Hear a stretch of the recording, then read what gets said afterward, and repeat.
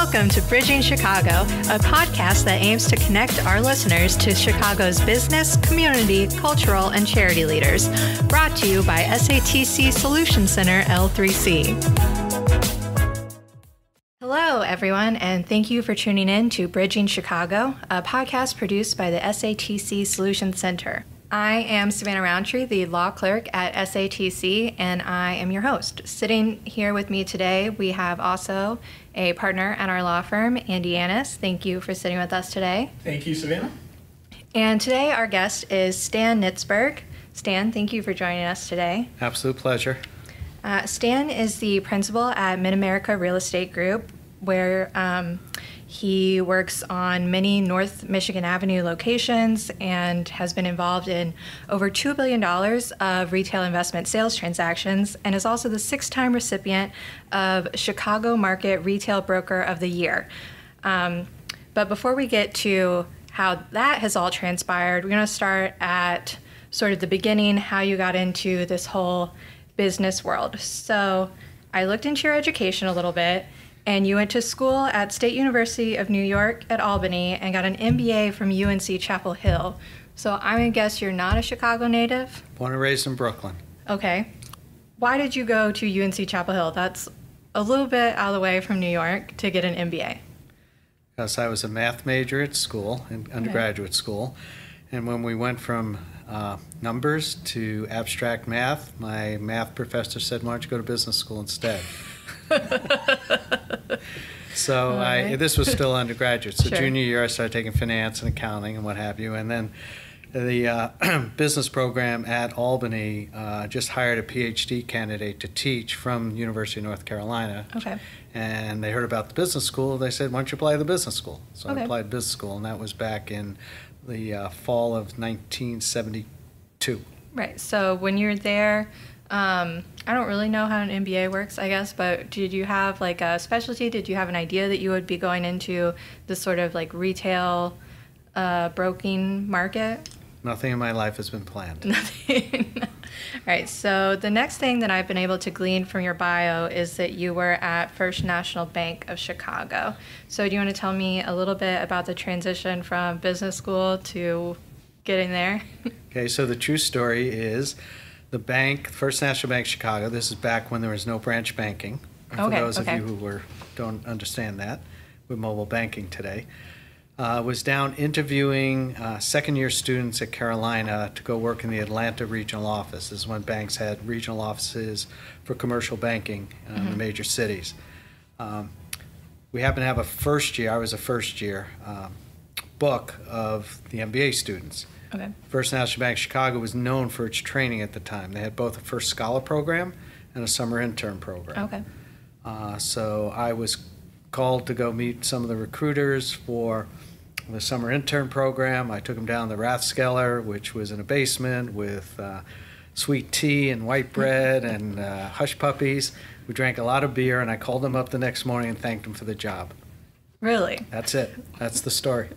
All right, so then you moved to Chicago. For the summer of 70, what would that be, Summer of 73. So just a summer program, and was this already with the idea that you would go there? No idea. Afterwards, never been to Chicago. Okay. You've never been to Chicago before? No. I even got off the tollway at State Street down the south side and drove up State Street from the Skyway. That was quite an experience. Stayed at the Palmer House my first night. To Chicago. Yeah. Yeah, it was pretty cool.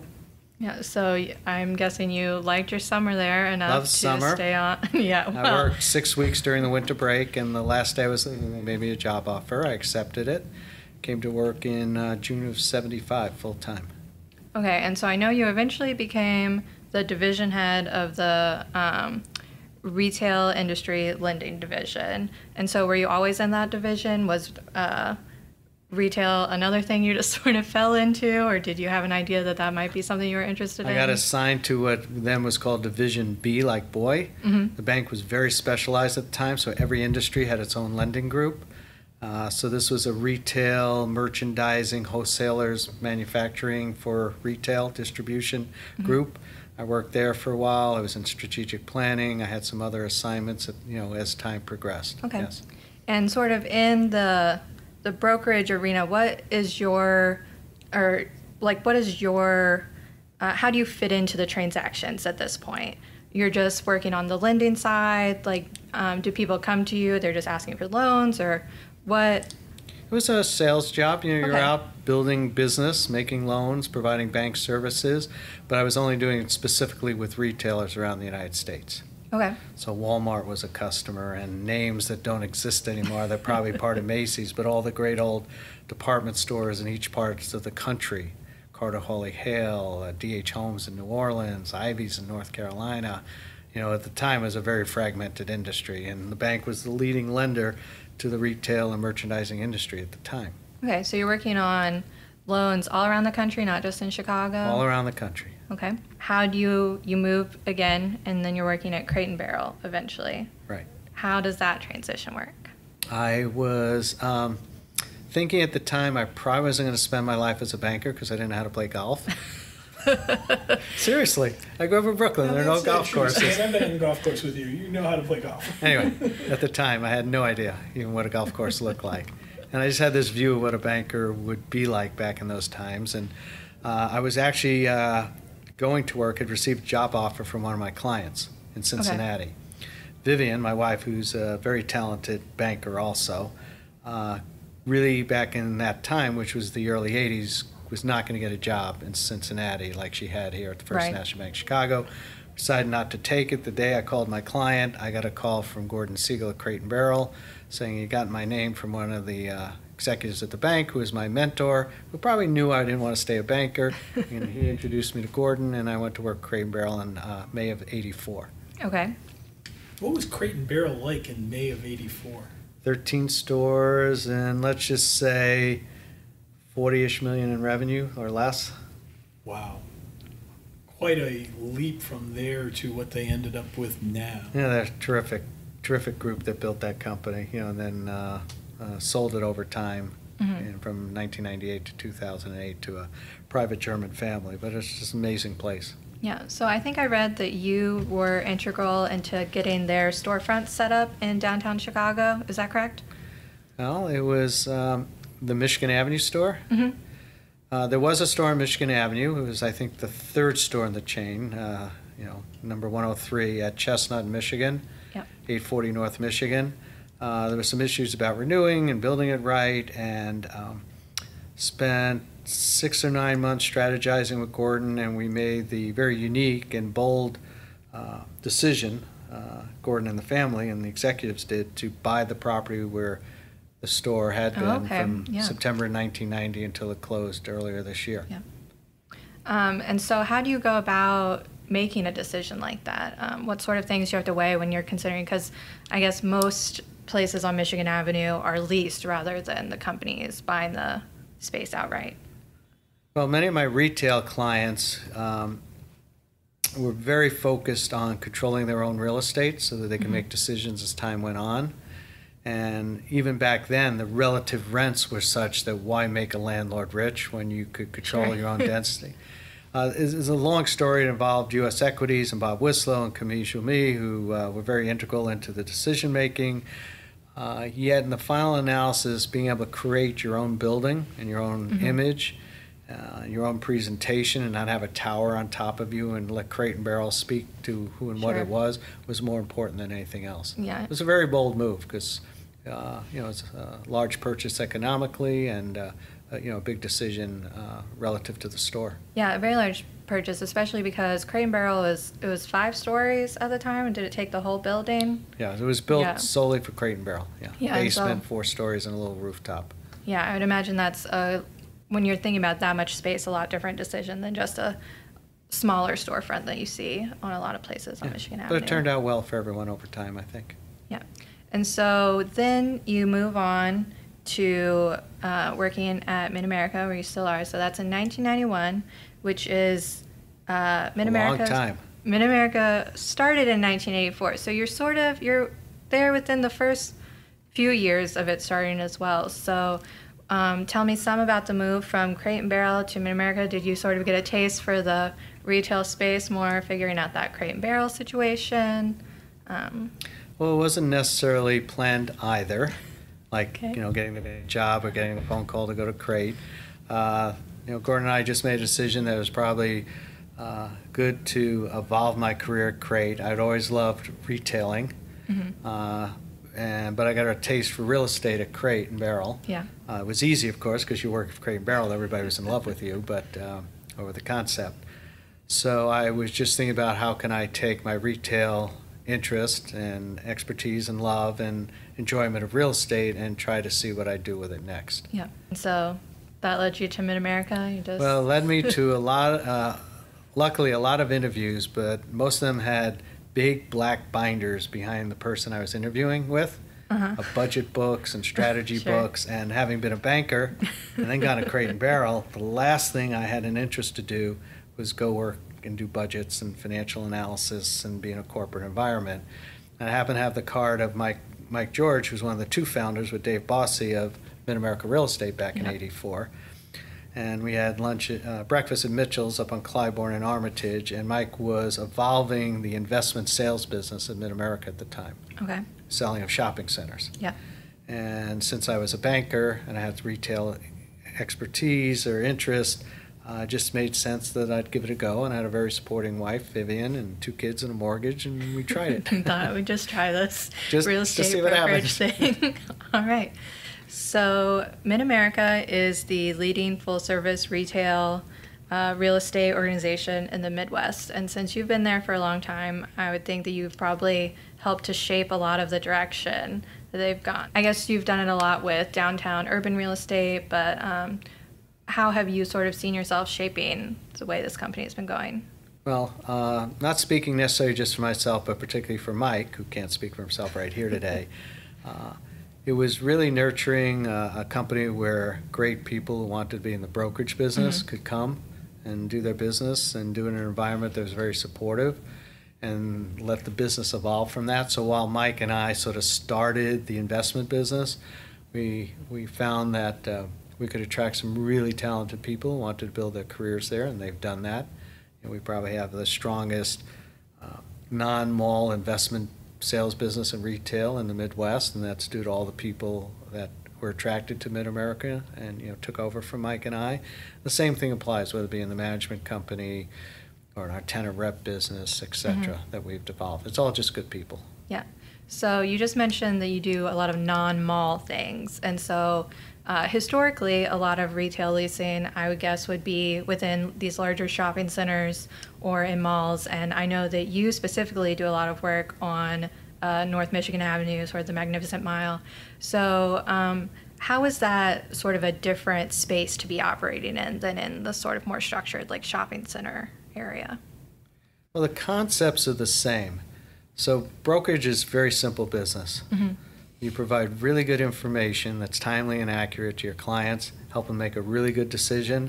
Hopefully they benefit from it and they're willing to pay you for having given them that information. There's nothing more magical to the business than that.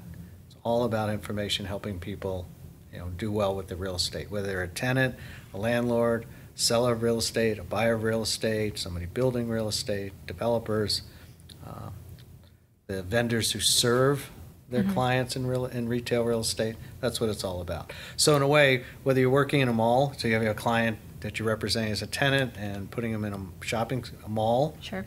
or you're putting them in a power center or in a strip center or on Michigan Avenue, it's all the same big concept.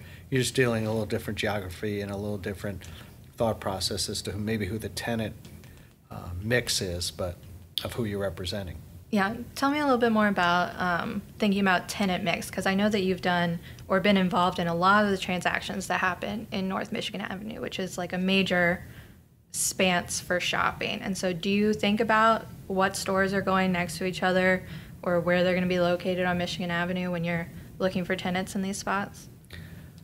So let's look at it from the retailer's standpoint, first of all. Okay. You can't tell a retailer what to do. Sure. So I'll use this example, and office folks, excuse me.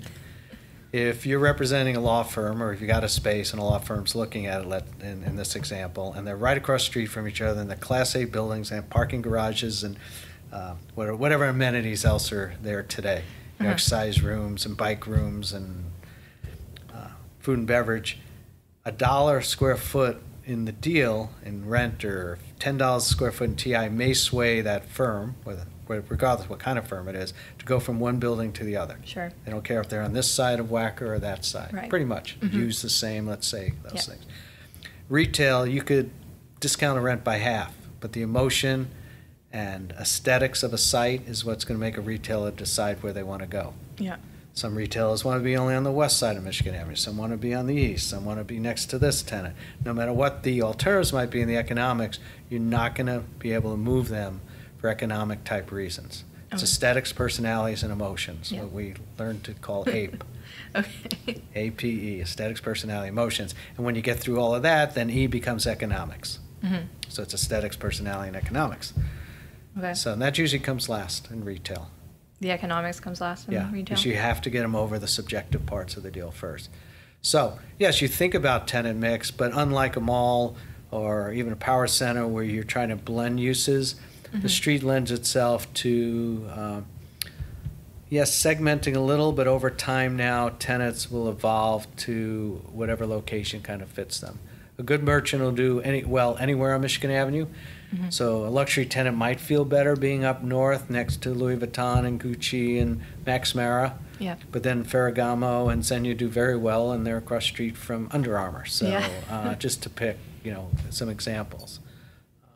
But you do think about it, but less so when you're on the street than you are in a closed environment or an environment that's maybe even a little smaller. But the tenants will make the decision for you. Okay. So while you've been doing all this work, is there one space that's been your most interesting or your most challenging to work on? There are a couple I'm very proud of. Sure. Crate would have been one in its time when I worked at Crate. First one I did when I came to Mid-America has always had a very fond spot in my heart. Yeah. It's southwest corner of State in Madison. Okay.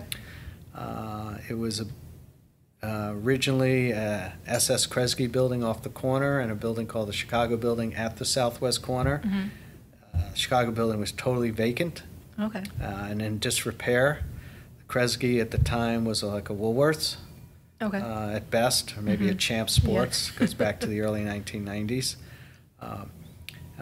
Through my associates, I was aware that Toys R Us, which had just opened up a store in New York, was thinking about urban strategies, and Chicago was a really good market for it.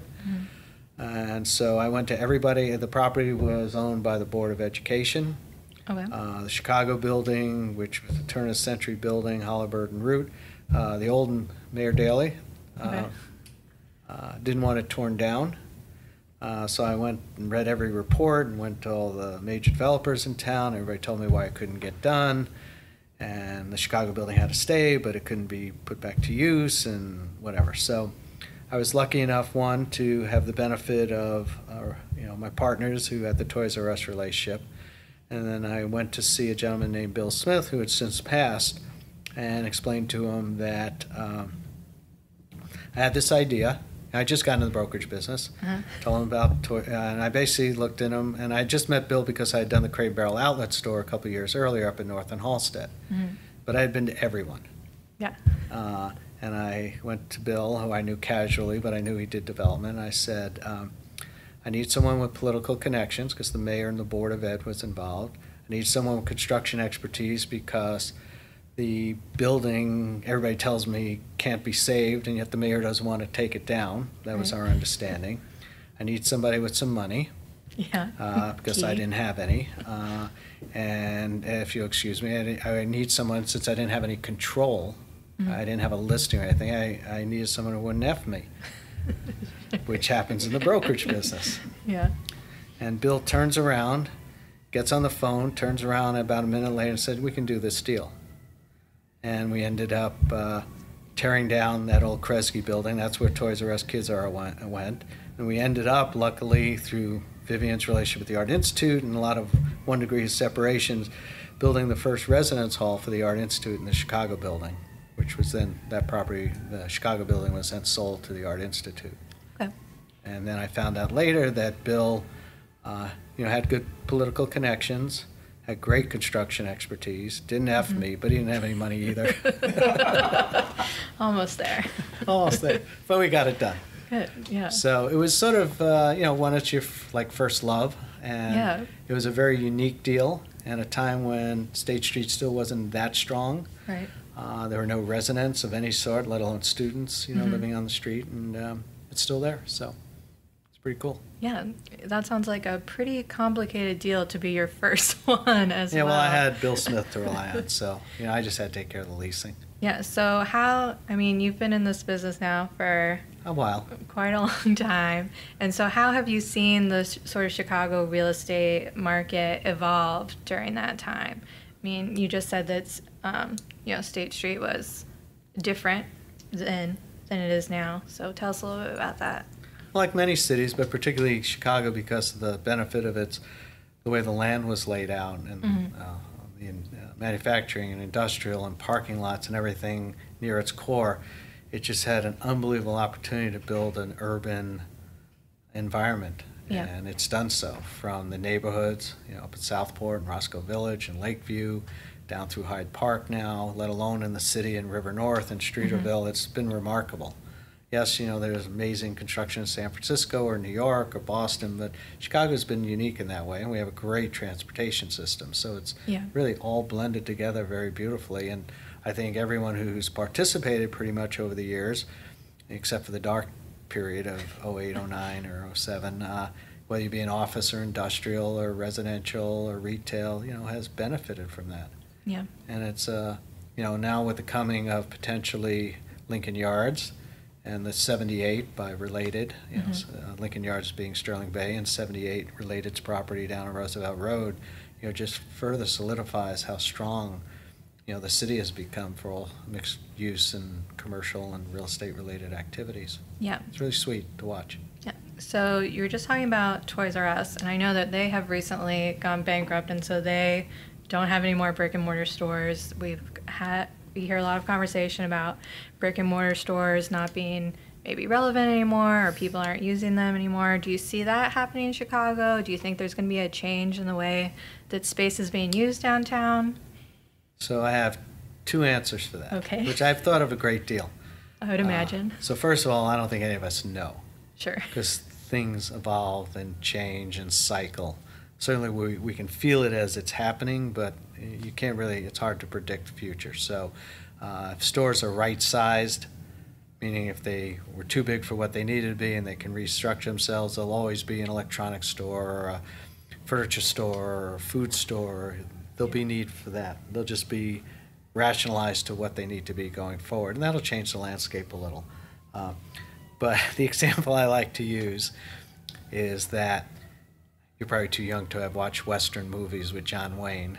Well, my mom's a big fan, so I've seen a couple. Okay, or Bonanza reruns or something, or Kevin Costner and something. But think of an old Western town. Okay, cowboy rides in, the stagecoach comes in, right? First thing they do is that same place park, right? Then they want somewhere to eat. Then they want to stay somewhere. And they need to buy some merchandise. So all the elements of everything we talked about mixed-use development, or a related 78, or an interior mixed-use mall with high-rises and condos above it on Michigan Avenue or in Streeterville, nothing has changed in 150 years, 200 years, something like that. No, 200 years would be too much. But from the 1800s to now, the concept of a mixed-use development is an old Western town. Just that now we'll have driverless cars instead of horses, and no carriages. I've been to that old Western town, Stan. It's called Laramie, Wyoming, but it still exists, and I don't remember any mixed-use development there. But think of all the uses that are there. That is true. That is true. That's my point. Everything that was in the original. There's a boarding house. There was a hotel. There was a restaurant. There was a bar. Okay, there's a general merchandise store. And there are no Taco Bells or McDonald's, or there's barely a Starbucks. Right, but you could get a cup of coffee, you get a shot of whiskey, you could have your horse boarded and taken care of, and you wrapped it, you rope up around the little stanchion, and you parked your horse. Nothing about that original development of the Western town is any different than anything we're building now, except the technology, the size, and who and what's in there. So it's a long way of saying, will Toys R Us come back? I think there's an article in the paper they're trying to revive it. In fact, this week there's somebody that is rejuvenating the stores and reopening some of the stores. So acquired some of the name rights, I guess. So it'll evolve, it'll come back, it'll be here. But right now, your instincts would be, my instincts, a lot of people's instincts, if you were a chief executive at a retail company today and you were going into a board meeting and you had a choice of making an investment in e-commerce, customer service, or a brick and mortar store with a 10-year lease, the 10-year brick and mortar store probably would get less attention than the other two, generally speaking, across most retailers. So does that shape the way that you are looking for tenants? More how you, if you are representing a space, so if you're working as an agent on behalf of the landlord, the demand for retail is significantly less than it's ever been in my career. And they're very specific at what they want to do, and they're very attuned to the economics. Yeah. Not that you can't get deals done, you just need to be in a position where you can bring the bid and ask in terms closer together than they used to be. Yeah. That's been a transition, but there's still demand. Yeah, I definitely see some transition in the retail space, especially, Amazon just opened up a store on Second one, Franklin, and they just opened it on Clark yeah, Street. It has no cashiers or anything, but you never think of Amazon would be having a brick and mortar store. But here we are. Google's opening some stores. There's just, everybody wants, they're testing technology. I saw an ad on TV the other night for Nissan maybe, and it said, we don't build cars, we build technology that moves. I thought that was kind of cute. It's like the old days, the railroads realized that. I think I have seen that, yes. Like, when I went to business school, they, used the example, the railroads got smart and they realized they weren't railroads, they were transportation companies. And while that may sound like a choice of words or semantics, it's not. It's not. So whatever Amazon Go becomes or other concepts like that, it'll evolve, and it will use technology to evolve what consumers need. Food and beverage is moving heavily to delivery now. Yeah. And what does that mean for restaurants? People probably still want to socialize. The spaces will still be there. The tenants' use will still be there. It's going to change as to how they're going to use the spaces. I think in terms of restoration hardware, where they went to a concept of not selling from their store or their location, but using it as just basically a live catalog. You walk through, you look at the merchandise, and then you order it and they deliver it to you, but you can't buy anything from the store. Another way of using the space that's not necessarily the traditional retail use, I assume. Yeah. The industry and people related to talk about the experience now of retail. Well, so restoration hardware up on Dearborn or Dearborn, I think it is, in the old mansion is an experience. Okay, but 10 years from now, can you get that experience by putting on a pair of goggles? I don't know. Yeah, I don't know. So the experience will evolve with technology, but the concept will never change of what the consumer wants and the idea of the product and what's important in terms of price point, etc. Right. So if someone right now was looking to get into sort of being a retail broker, what advice would you give them? It's a fair question. Since I went through that with my sons a couple of years ago, and we obviously have a lot of young brokers in our company or people that you mentor who are children of friends, etc. So first thing that's important for me to share, and this is just my point of view, is you really have to understand what your personality is and how much risk you're willing to take. Okay. And you have a personality that's willing to accept a lot more no's than yeses. Sure. And you're willing to take the risk of moving up and down with markets. And that's very difficult to analyze, as a young person. And then it evolves, truthfully, when you get married, and if you get married, and if you end up having children, and if you end up having children and buying a house, the dynamics change over time.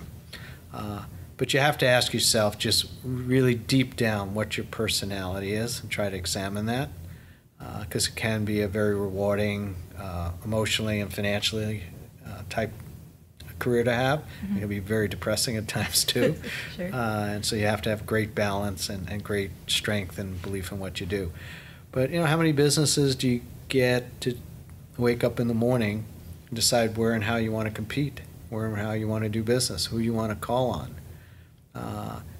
what idea you want to create. What do you see driving down the street and you say this could be, X, Y, and Z.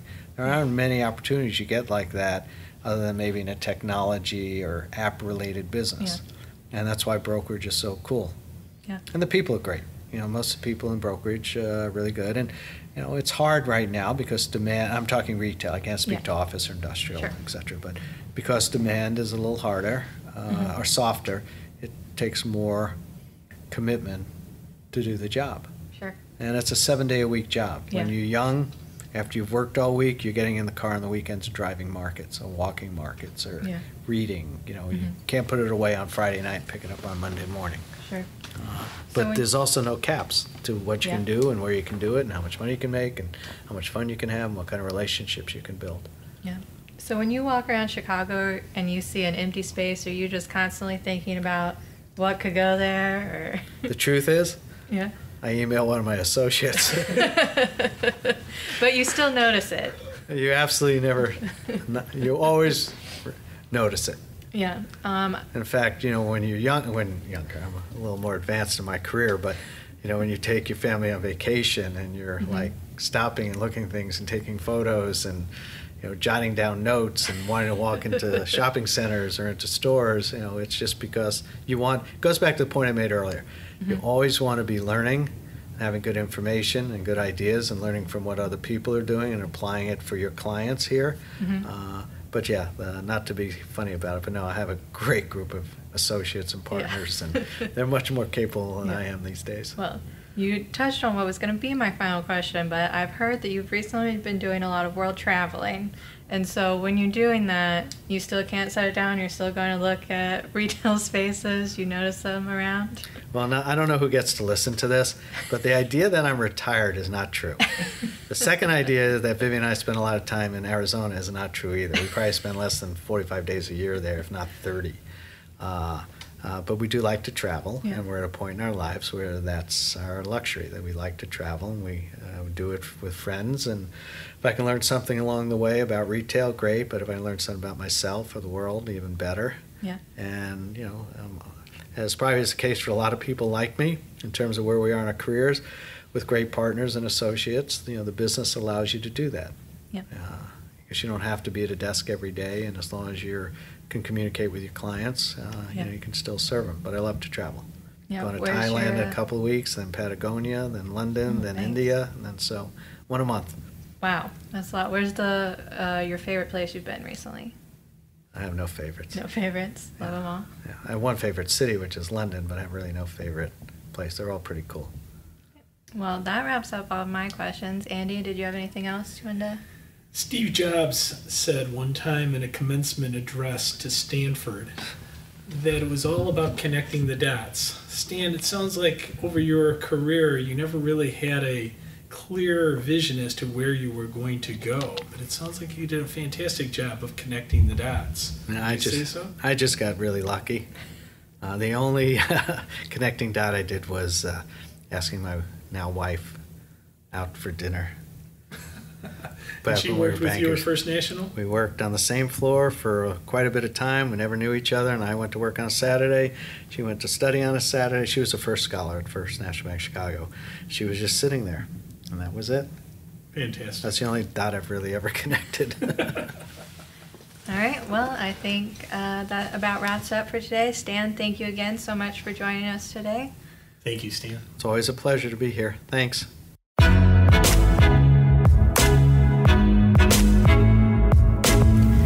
Thanks for listening to this episode of Bridging Chicago, as produced by the SATC Solution Center. As always, feel free to reach out to us on social media with your comments and suggestions. You can email us at solutionscenter@satcltd.com. Find us on Twitter and Instagram, where our handle is @BridgingChicago. And don't forget to rate, subscribe, and comment on iTunes, SoundCloud, or wherever you listen to this podcast. Nothing contained in this podcast shall constitute financial, investment, legal, and/or professional advice. No professional relationship of any kind is created between you and the podcast host or guests. You are urged to speak with your financial, investment, or legal advisors before making any investment or legal decisions. Furthermore, the opinions expressed in this podcast are not necessarily the opinions of the SATC Solutions Center, Schenck Annis Tepper Campbell, or any of its employees. This podcast is created by the host and guests' individual capacities. All opinions on this podcast are or have been rendered based on specific facts under certain conditions and are subject to certain assumptions and may not and should not be used or relied upon for any other purpose, including but not limited to, for use in or in connection with any investment purposes or legal proceeding.